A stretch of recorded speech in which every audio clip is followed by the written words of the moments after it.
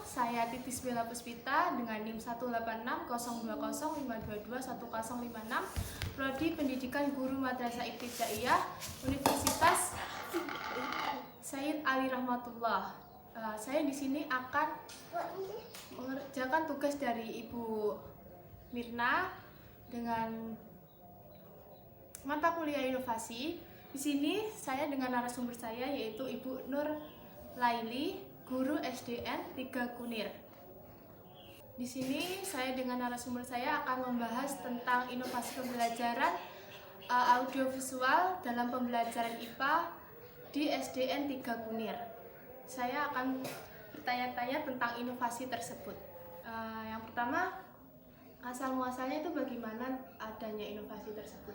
Iya, terima kasih atas kesempatannya Mbak Titis. Untuk kesempatan pada hari ini saya akan menjelaskan kenapa saya memakai inovasi pembelajaran menggunakan audiovisual dalam pembelajaran siklus hidrologi atau daur air yang ada di lingkungan kita dengan media audiovisual ya. Yang pertama itu karena kalau anak-anak itu kan penalarannya itu kan belum matang ya. Mungkin kalau di usia lebih dari 10 tahun, 12 tahun ke atas itu kan sudah bisa membayangkan, oh jadi kalau ada hujan itu prosesnya seperti ini. Sedangkan anak di kelas 4 itu masa peralihan dari fase pertama ke fase kedua. Jadi kita itu nggak bisa hanya menggunakan buku cetak saja.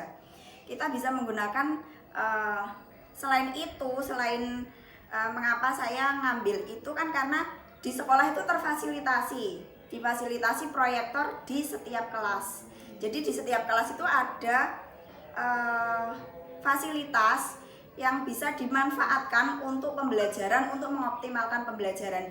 Jadi media audiovisual itu kan bisa kita memutarkan bagaimana kita mencari video di YouTube, kita bisa menjelaskan bagaimana proses terjadinya hujan, terus aliran air itu arahnya kemana saja, itu bisa menggunakan media tersebut. Jadi anak-anak itu nggak bosan hanya menggunakan buku.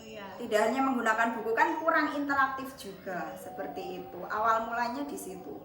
Oh iya, baik. Terus waktunya penggunaan inovasi itu dirancangnya sejak kapan? Itu kalau inovasi yang seperti itu sudah cukup lama. Sudah cukup lama dari tahun kira-kira 2021 2022 itu sudah ada proyektor di setiap kelas itu. Jadi sering juga menggunakan media audiovisual itu tidak hanya dengan mata pelajaran itu saja. Iya. Saat pembuatan inovasi tersebut, adakah yang membantu membuat inovasinya? Kalau ya itu bisa. Kadang itu kita sharing sesama teman sejawat, sesama guru ya. Kita itu di akhir hari, di akhir pembelajaran itu pasti ada evaluasi. Oh, kok muridku kurang gini ya, ini kok kurang paham ya, bisa dibantu nggak cara memahamkannya gimana. Kita menampung dari teman-teman sejawat untuk mengevaluasi bagaimana kekurangan ini harus tercapainya pembelajaran itu bagaimana gitu. Jadi saya mengambil, oh kira-kira anak-anak itu bosen pakai hanya buku cetak. Jadi bisa kita menayangkan video seperti itu untuk menarik perhatian anak supaya anak cepat memahami, kan berkesan. Iya. Terus bagaimana cara menjelaskan atau mensosialisasikan inovasi tersebut? Untuk mensosialisasikan, bagaimana cara menjelaskan inovasi ke pihak-pihak yang berkepentingan. Pihak yang berkepentingan di sini kan bukan berarti hanya saya ya, tetapi juga wali murid dan kefahaman murid serta teman-teman yang teman-teman sejawat lainnya, guru-guru lainnya juga. Jadi kalau di materi ini anak kurang paham, nanti di fase selanjutnya juga akan kesulitan. Iya. Selain itu kan orang tua kadang kan juga melihat nilai anaknya kan. Loh, ini kok nilainya kurang, dalam pembelajarannya seperti apa, seperti itu. Jadi mensosialisasikannya ya kita sesering mungkin saat pembelajaran itu membuat video saat pembelajaran dan bisa di-share di grup paguyuban orang tua siswa tersebut. Ya, seperti itu. Kadang juga di-upload di sosial media supaya masyarakat luas itu tahu bahwa di sekolah tersebut sudah terfasilitasi. Ya, biarpun letaknya itu kan di desa dan di perbatasan juga kan. Jadi kadang itu mikirnya kan juga sekolah kok di desa gitu, fasilitasnya seperti apa, seperti itu. Jadi pemanfaatan fasilitas yang diberikan sekolah itu juga penting. Setelah memakai inovasi tersebut ada nggak Kak ini Bu perubahannya? Perubahannya cukup signifikan. Jadi kalau anak-anak cuma dikasihkan, kalau di buku cetak itu cuma bacaan kan, sama gambar aja. Itu anak itu kadang bingung.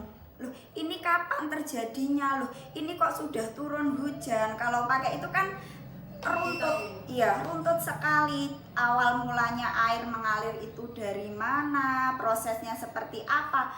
Kok di bumi ini kok nggak kebanjiran padahal lautnya luas, seperti itu. Jadi mereka itu lebih bermakna, lebih bisa memahami kalau dengan media yang interaktif. Saat menggunakan inovasi tersebut ada nggak hambatan atau kekurangannya atau bagaimana? Kalau hambatan sih, kalau di sekolah saya itu hambatannya itu bisa diminimalisir. Mungkin kalau pas saat pembelajaran tiba-tiba listriknya mati. Ya, kalau mungkin di sekolah lain yang belum terfasilitasi seperti proyektor itu akan kesusahan.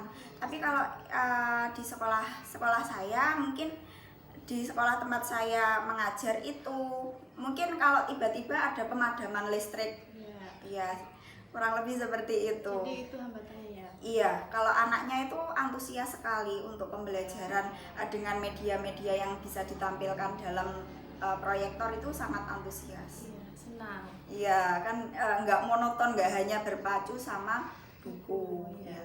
Sebentar.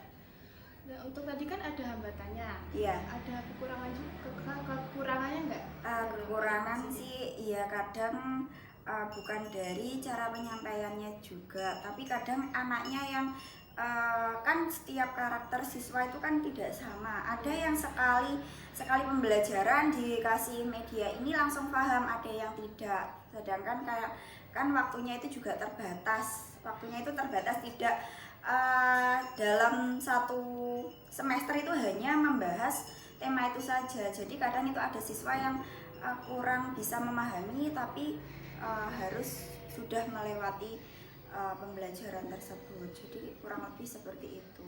Untuk Ibu sendiri bagaimana cara mengatasi kekurangannya? Kalau untuk mengatasi untuk anak yang kurang dalam memahami itu biasanya dikasih tugas tambahan. Mungkin bisa dikasih tugas tambahan berupa LKPD untuk dikerjakan. Dikerjakan lagi supaya nilainya dan pemahamannya itu mencukupi dari tercapainya pembelajaran tersebut. Baik, terima kasih. Jadi dari kesimpulan wawancara saya tadi tentang inovasi pembelajaran menggunakan audiovisual adalah narasumber saya menggunakan inovasi pembelajaran audiovisual tersebut asal muasalnya dari anak yang kurang memahami pembelajaran siklus hidrologi dari bahan cetak saja karena merasa bosan, dan sekolah menyediakan fasilitas yang sudah memadai, jadi dimaksimalkan dengan menggunakan audiovisual tersebut. Baik, terima kasih atas waktu dan kesempatannya, dan juga terima kasih kepada Ibu Nurlaili karena sudah meluang waktunya untuk saya. Terima kasih. Wassalamualaikum warahmatullahi wabarakatuh.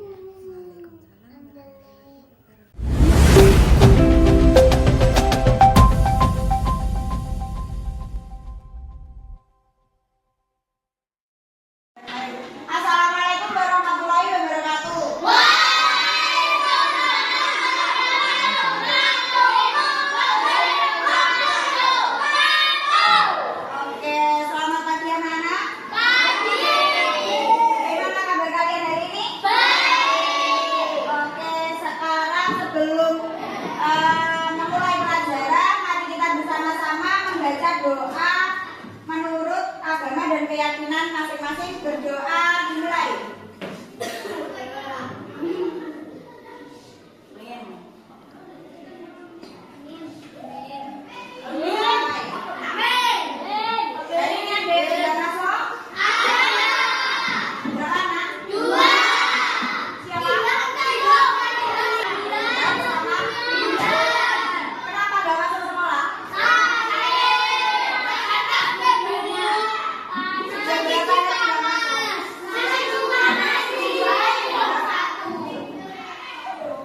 Mulai pembelajaran kita menyanyikan lagu nasional.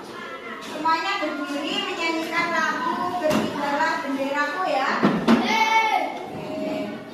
Berdiri yang enggak.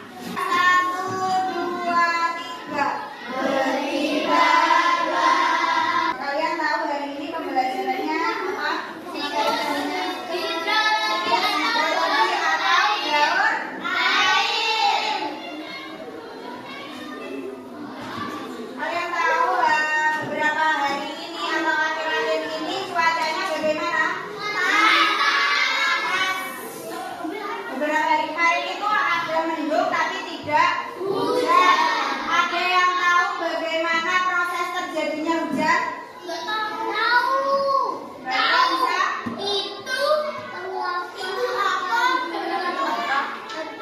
Ya. Ini siklus hidrologi atau daur air. Daur air itu dimulai dari apa, Cak? Ada yang tahu? Kalian tahu dari mana air itu berasal? Sungai. Mana lagi? Terus sebelum memulai pembelajaran ini, Bu Guru menampilkan video tentang siklus hidrologi. Kuis berkelompok.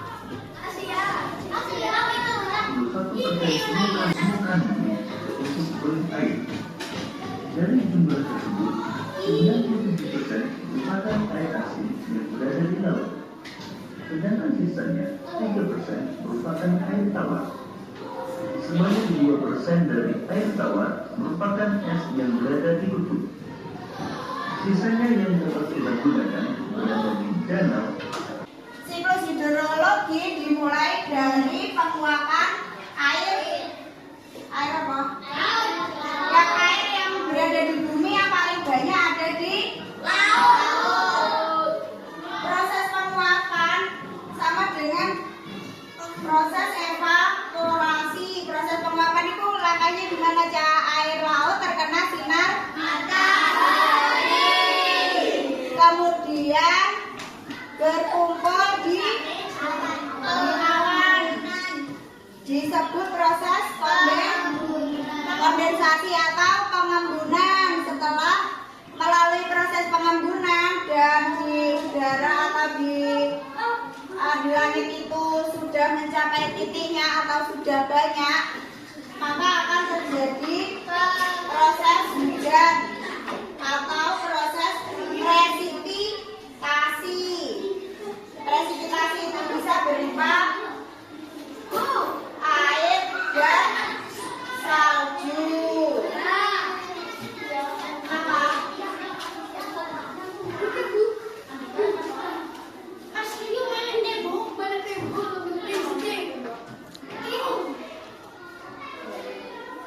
Setelah terjadi hujan, maka hujan turun ke daratan dan diserap oleh tanah.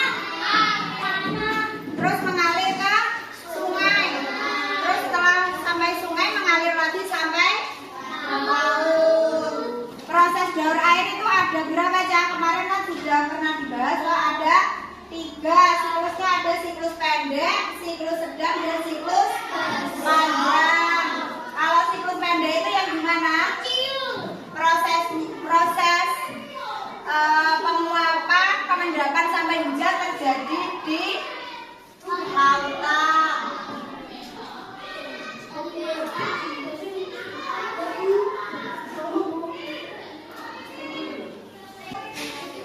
Kemudian membentuk awan, lalu awan itu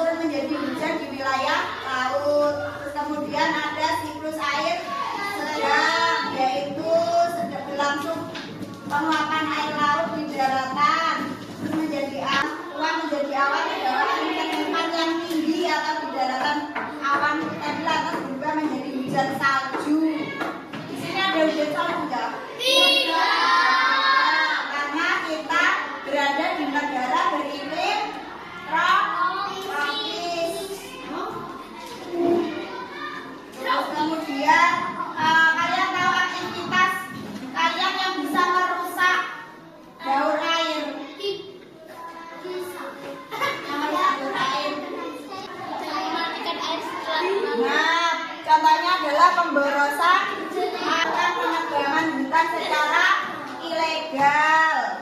Dampaknya apa Cak kalau siklus air ini terjadi bencana alam? Kalau musim hujan bagaimana bencananya? Banjir. Ini banjir. Apalagi selain banjir? Longsor. Kalau di musim kemarau akan terjadi kekeringan. Nanti perwakilan kelompok mempresentasikan ke depan. Ditulis nama anggota kelompoknya. Oke, sekarang perwakilan satu kelompok untuk maju ke depan menjelaskan dari LKPD yang berbeda.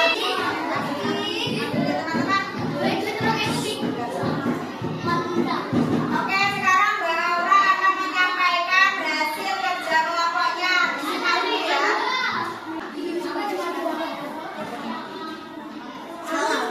Oke,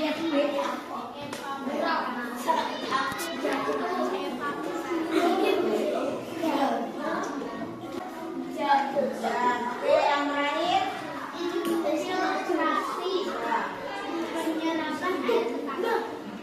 Oke, terima kasih.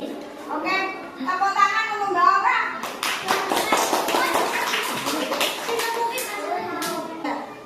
Oke, yang pertama, siklus atau penyerapan air ke tanah.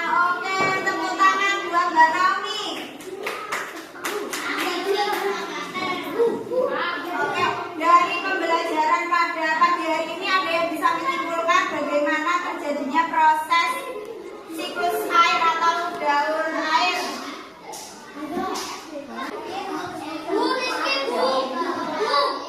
Evaporasi apalagi? Kondensasi. Selanjutnya terjadi presipitasasi atau hujan. Yang terakhir terjadi atau penyerapan air ke dalam tanah. Oke, sekian pembelajaran pada pagi hari ini. Terima kasih atas partisipasinya. Wabillahi taufiq wal hidayah. Wassalamualaikum warahmatullahi wabarakatuh.